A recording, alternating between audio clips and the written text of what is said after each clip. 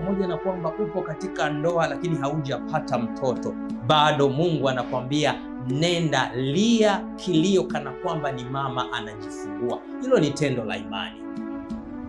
Linakuleta pia katika kuwaza ya kwamba hata wakati fulani uko katika misukosuko, ishi kana kwamba misukosuko imeisha.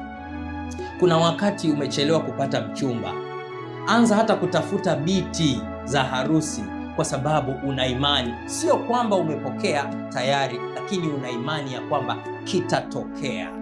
Kuna wakati vaa kana kwamba unaenda kazini hata kama hujapata ajira. Ni imani, hilo ni tendo la imani. Lakini nikusaidie tu jambo moja, kwa wewe ambaye umekaa hata kwenye ndoa muda mrefu bila kupata mtoto. Wakati fulani mjaribu Mungu, fanya tendo la imani.